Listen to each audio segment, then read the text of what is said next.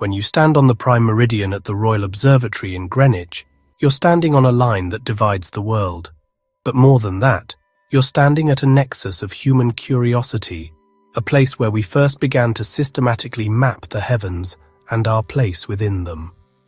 For centuries, astronomers squinted through telescopes, charting the planets and stars, slowly piecing together the grand architecture of our cosmic neighborhood.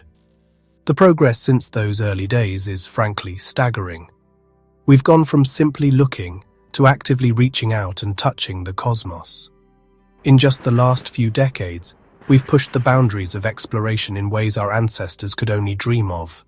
We've sent robotic emissaries to every planet in our solar system, revealing worlds of fire and ice, of colossal storms and serene, silent landscapes. We've launched telescopes into space that act as our collective eyes, peering back to the dawn of time itself, witnessing the birth of galaxies. We're even drawing up blueprints for human footsteps on the red soil of Mars. This relentless quest for knowledge, this innate human drive to explore, has unveiled a universe far stranger and more magnificent than we ever imagined. And the story is still unfolding, with new chapters written every day. The cosmos is not a static, distant painting. It's a dynamic, interconnected reality, and we are a part of it. The universe is in us. So let's embark on a journey together, a tour of the profound, the bizarre, and the utterly spectacular. Here are 15 awe-inspiring astronomy discoveries that reveal just how amazing our universe truly is. Let's start with something intimate, something personal. Right now, in your hair, on your skin, resting on your clothes, is a fine dusting of the cosmos itself. Think about that for a moment. Every single day, our planet is showered with about 40 tons of extraterrestrial material. This isn't science fiction. It's a constant, gentle rain of micrometeorites, the vaporized remnants of comets and asteroids that have traveled for millions, perhaps billions of years across the void. These tiny particles, no bigger than grains of sand, are the ashes of creation, the leftovers from the formation of our solar system. They drift down through our atmosphere, settling silently on rooftops, in oceans, and yes, on you.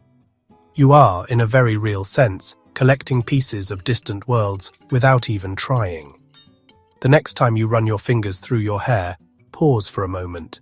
You might be touching a fragment of a comet that once swung past Jupiter, or a piece of an asteroid from the belt between Mars and Jupiter. It's a profound and humbling connection.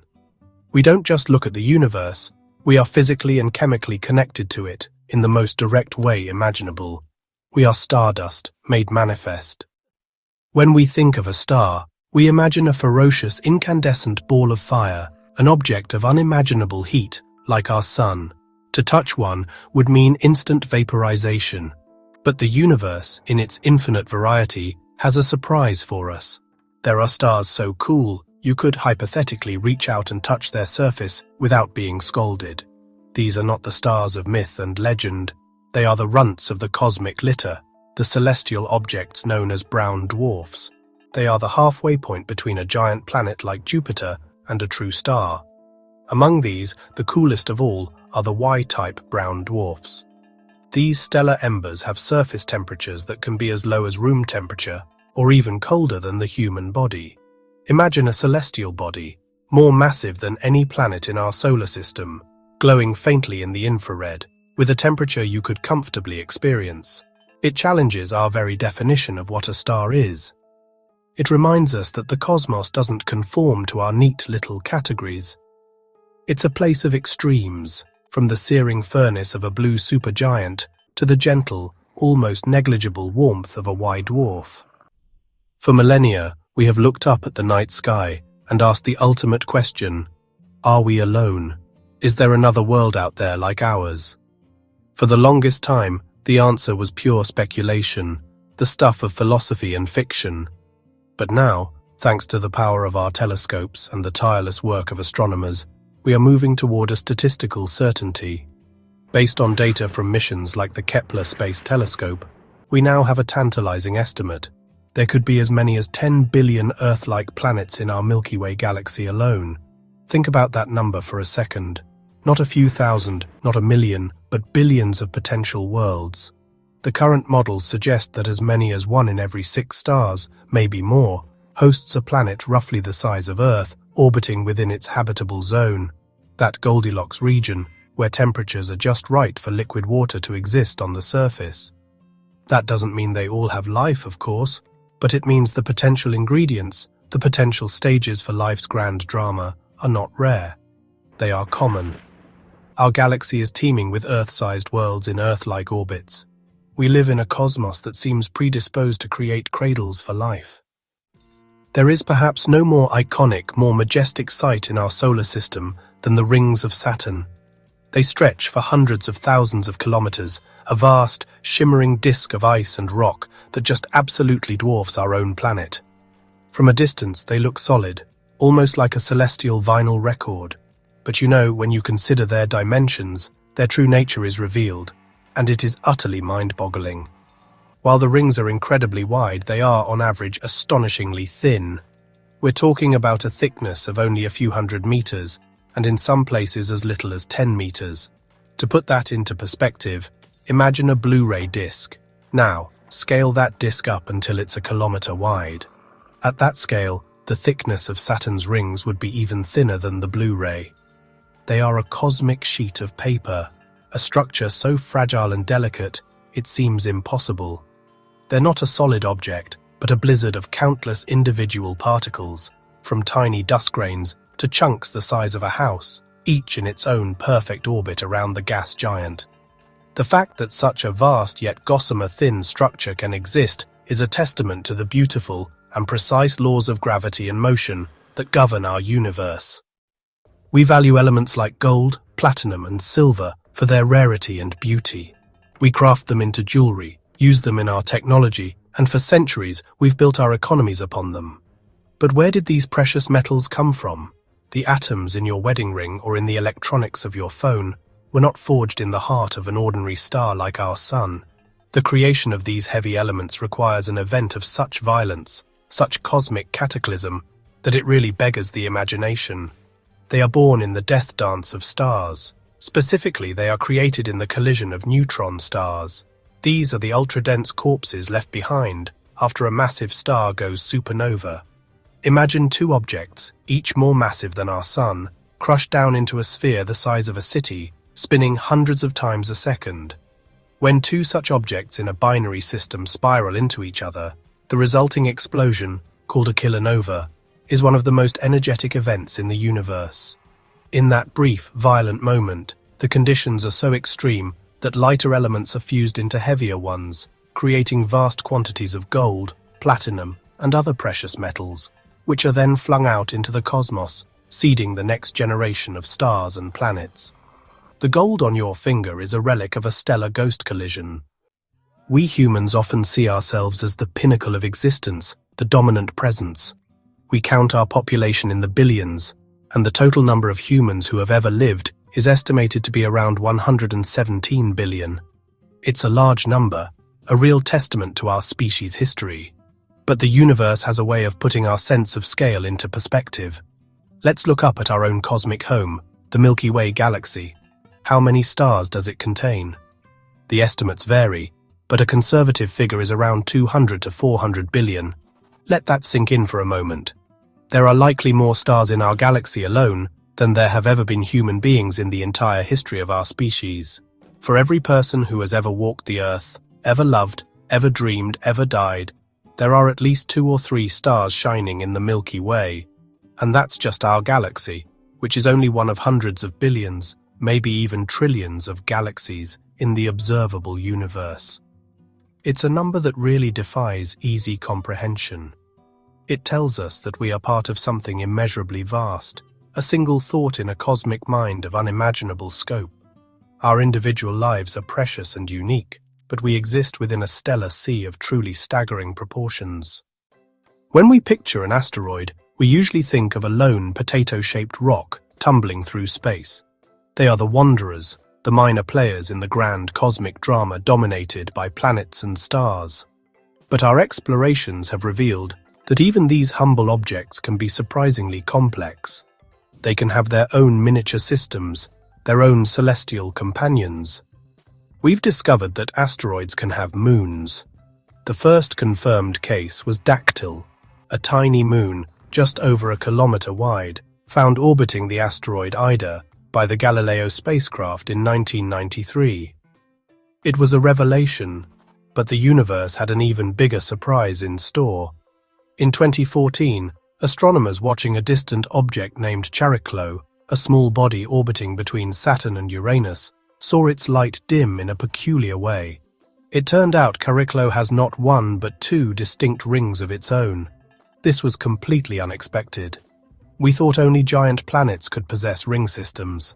This discovery shows us that the same physical laws that create the magnificent rings of Saturn are at play even around a tiny world only 250 kilometers across. It means that moons and rings might be common features throughout the solar system, not just the domain of the giants. On a clear, dark night, you might be lucky enough to see a shooting star, a fleeting streak of light across the heavens. For a moment, it's a magical event, a silent firework in the sky. We call them shooting stars, but they are really meteors. Small particles of cosmic dust and rock burning up as they enter our atmosphere at incredible speeds. But have you ever noticed that they can have different colors? This isn't a trick of the eye. The color of a meteor is a direct message about its chemical composition, a form of cosmic forensics. As the meteoroid vaporizes, the elements within it are superheated and they glow, each with its own characteristic color, just like in a chemistry flame test. A meteor rich in sodium, for example, will burn with a bright orange-yellow light. Calcium will produce a violet hue, while magnesium creates a brilliant blue-green flash.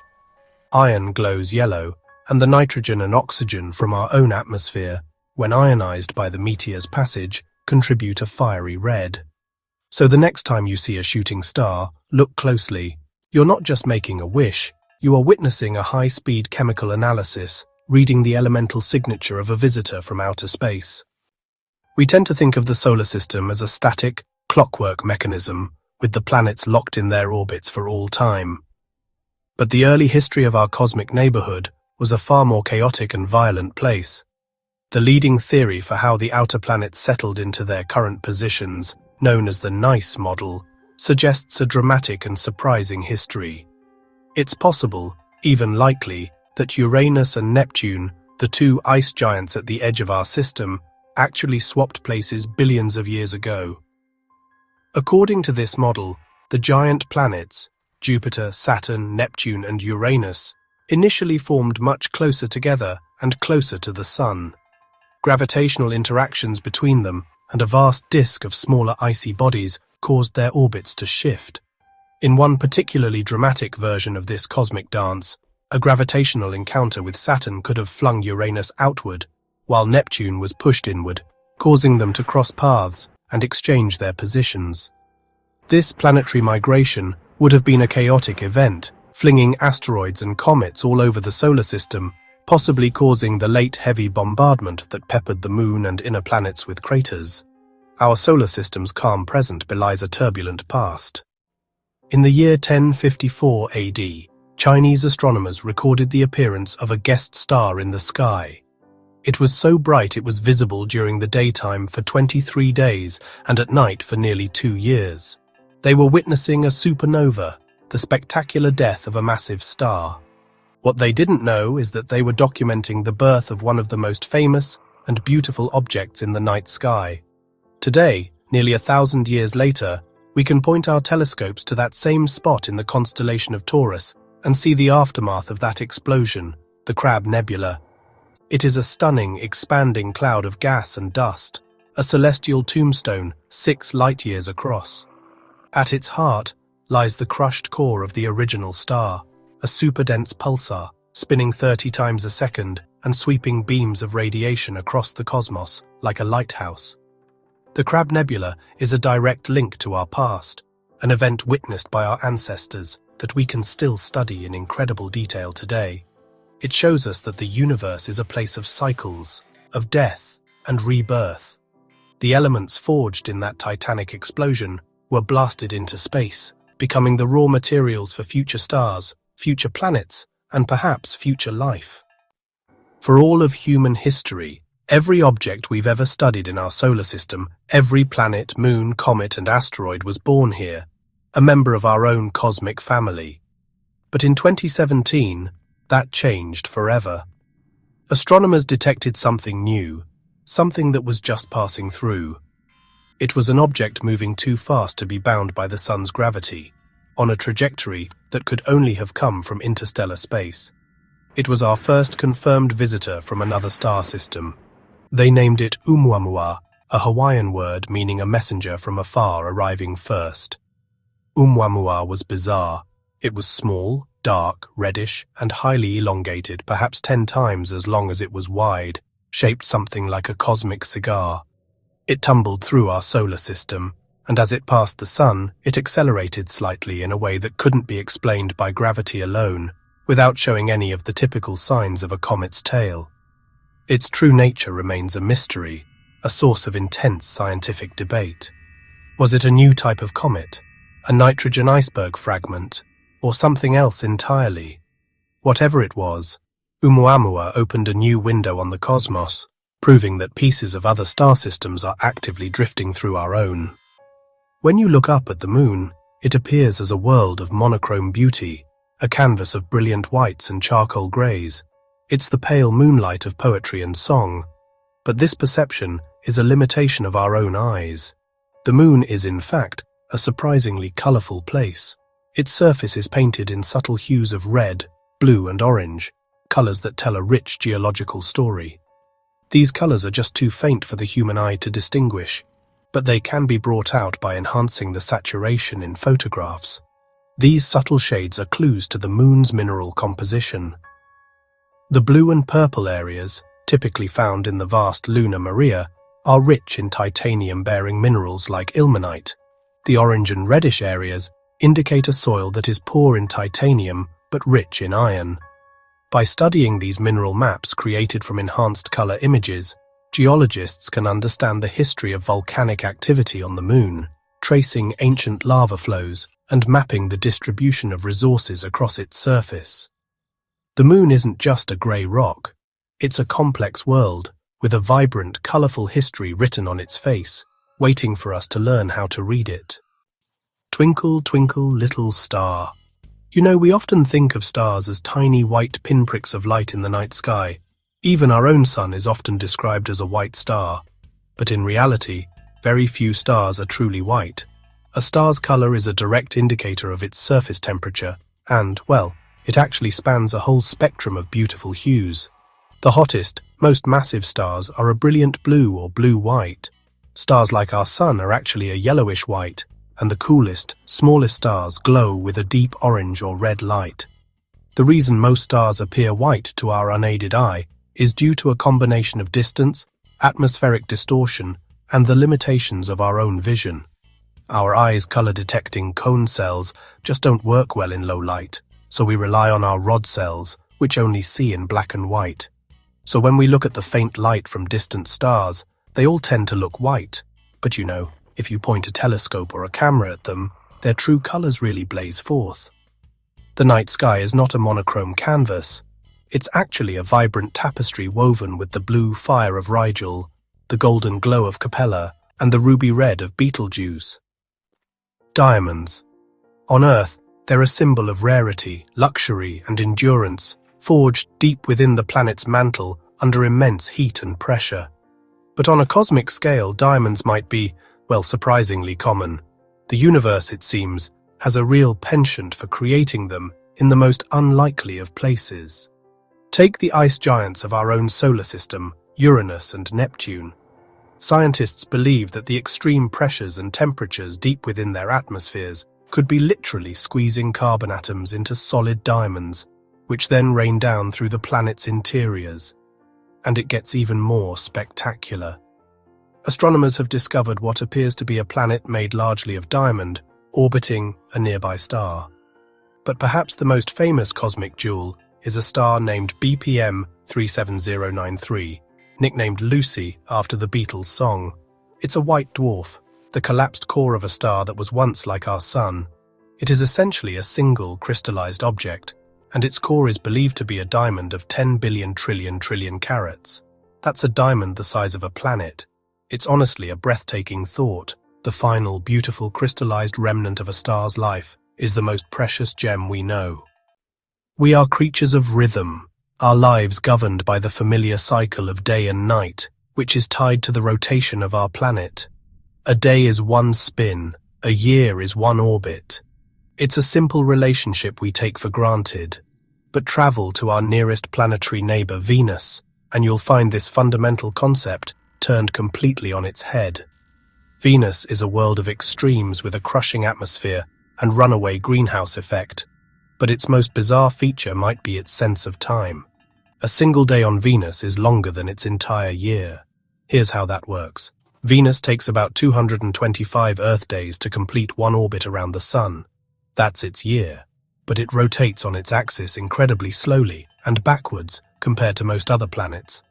It takes 243 Earth days for Venus to spin around just once. This means that if you were standing on the surface of Venus, you would see the Sun rise, crawl with agonizing slowness across the sky, and set, and by the time it rose again, the planet would have already completed more than a full trip around the Sun. It's a profound reminder that our earthly experience of time, of day and year, is not a universal constant. It's a local phenomenon, a fluke of our own planet's history. From the stardust in our hair to planet-sized diamonds, from worlds where a day outlasts a year to the ghosts of exploded stars visible a millennium later, we've journeyed through a cosmos that is constantly challenging our expectations. Each discovery, each new piece of the puzzle, doesn't just add to our knowledge, it deepens our sense of wonder. It reinforces the profound truth that we are inextricably linked to this vast and ancient universe.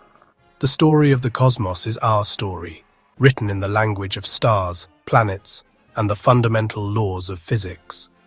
These 15 facts are just a glimpse, a tiny sample of the marvels that await us. For every question we answer, a dozen new ones arise, beckoning us further into the unknown. The universe is not a book to be finished, but an infinite library we've only just entered. The greatest discoveries are still out there, waiting for the next generation of curious minds to find them. The invitation to explore is open to everyone. All you have to do is look up, so continue to ask questions. Continue to be amazed. The universe is full of surprises, and we've only just begun to scratch the surface. Stay curious.